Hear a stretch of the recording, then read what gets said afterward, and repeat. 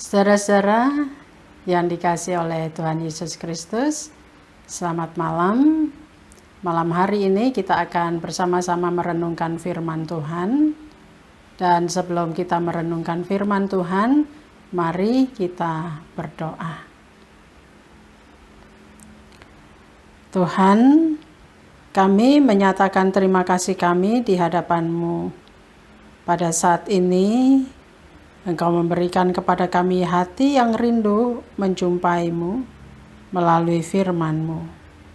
Tolong kami Tuhan, supaya kami dapat memahami kehendak-Mu dan firman-Mu menguatkan kami dalam menjalani kehidupan dari hari lepas hari. Bersabdalah ya Tuhan, anak-anak-Mu sedia mendengarkan firman-Mu. Amin. Saudara-saudara yang dikasihi oleh Tuhan Yesus Kristus, firman Tuhan hari ini terambil dari 1 Petrus pasal 4 ayat 1 sampai ayat yang ke-6. Saya akan membacakan bagi saudara sekalian. Jadi karena Kristus telah menderita penderitaan badani, kamu pun harus juga mempersenjatai dirimu dengan pikiran yang demikian.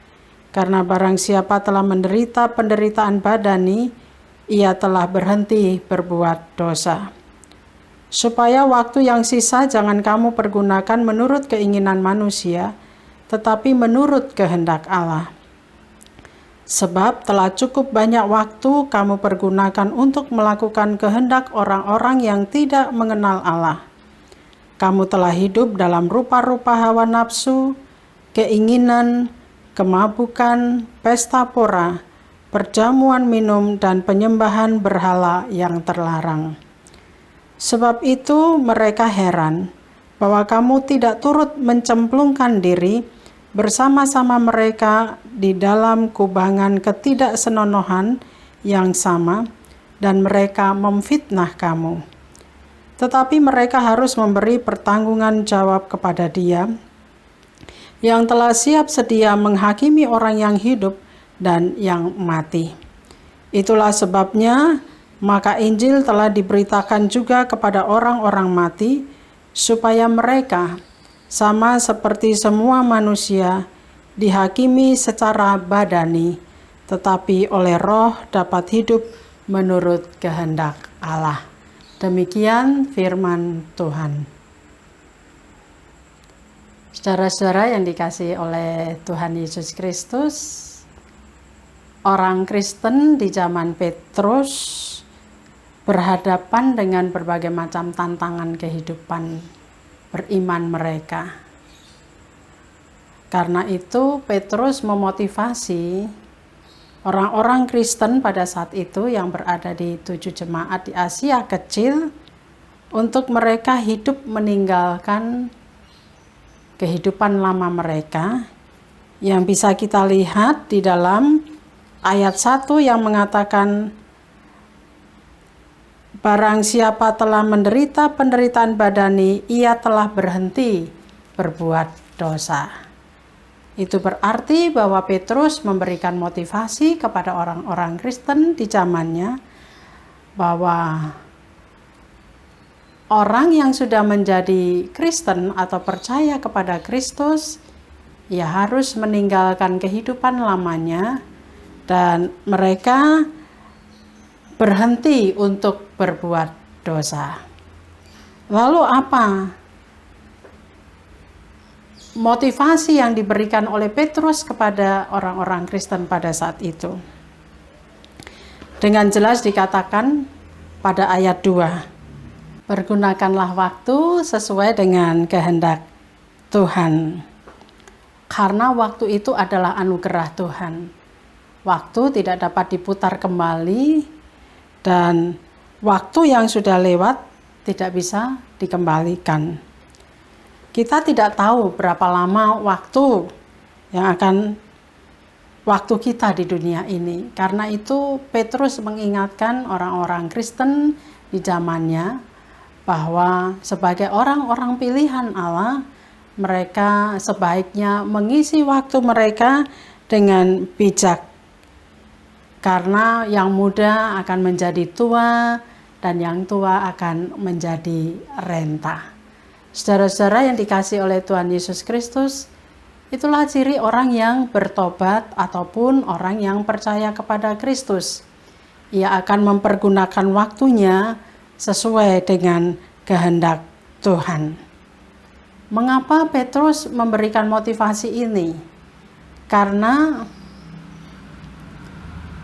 Petrus tahu bahwa orang-orang Kristen di zamannya, mereka sebelum bertobat, mereka terbiasa hidup bergaul dan mengisi waktu mereka dengan hal-hal seperti yang dikatakan di dalam ayat 3. Untuk memuaskan hawa nafsu, untuk memuaskan keinginan mereka, untuk bermabuk-mabukan, untuk menyembah berhala.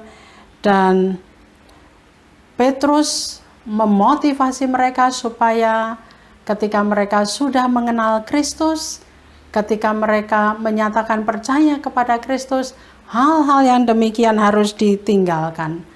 Hanya resikonya, Petrus mengatakan kepada mereka bahwa teman-teman mereka akan membenci mereka karena menganggap mereka sebagai pengkhianat. Resikonya apa?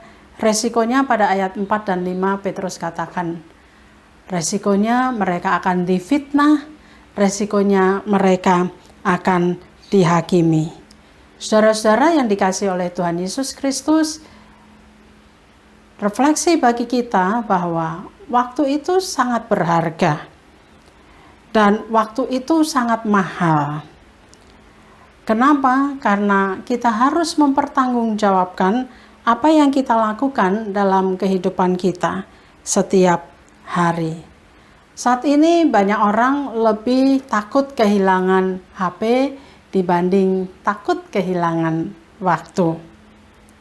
HP sepertinya hidup atau matinya. Tetapi melalui firman Tuhan hari ini, Petrus mengingatkan agar orang-orang yang percaya kepada Tuhan memiliki prioritas hidup agar menjadi orang yang efektif dalam menjalani kehidupan ini. Dengan apa? Dengan belajar menggunakan waktu sesuai dengan kehendak Tuhan. Saudara-saudara, dua hal ini yang menjadi perenungan bagi kita di malam hari ini. Mari kita bersama-sama mengikuti apa yang dinasihatkan Petrus kepada orang-orang Kristen di zamannya untuk menggunakan waktu dengan bijak dan melihat waktu sebagai hal yang sangat mahal dalam hidup kita, sehingga kita bisa mempertanggungjawabkan iman kita kepada Tuhan. Tuhan memberkati. Amin. Saudara-saudara yang dikasihi oleh Tuhan Yesus Kristus, setelah kita mendengarkan firman Tuhan, mari bersama-sama kita berdoa. Terima kasih Tuhan untuk firman-Mu di malam hari ini. Engkau mengingatkan kami kembali akan kehidupan kami di dunia ini, bahwa Engkau menganugerahkan kepada kami waktu yang harus kami isi dengan hal-hal yang positif, karena waktu adalah anugerah yang daripada-Mu. Biarlah kami dapat mempergunakan waktu kami dengan baik, yang bermanfaat dan menjadikan kehidupan kami lebih efisien dan efektif dengan mengisi waktu-waktu kami untuk hal-hal yang dapat menjadi berkat bagi sesama kami. Tolong kami Tuhan, supaya kami senantiasa menjadi pribadi-pribadi yang selalu menjaga kehidupan yang kudus sebagai umat pilihan-Mu dengan mengisi waktu kami dengan baik. Dan di malam hari ini kami menyatakan syukur kami kepadamu oleh karena kami dapat menjalani kehidupan kami dalam sehari ini. Kami dapat beraktivitas, kami berjumpa dengan orang-orang yang ada di sekitar kami, dan kami dapat menimba pengalaman, pengetahuan dari setiap orang yang kami jumpai di hari ini, agar kami dapat selalu mengisi hari-hari kami dengan hal-hal yang bermakna ketika kami bersama-sama dengan sesama kami. Dan ketika kami melukai hati atau pribadi setiap orang yang kami jumpai pada hari ini, kiranya Tuhan mengampuni kami. Tolong kami Tuhan supaya kami menjaga mulut kami, menjaga pikiran kami, menjaga hati kami.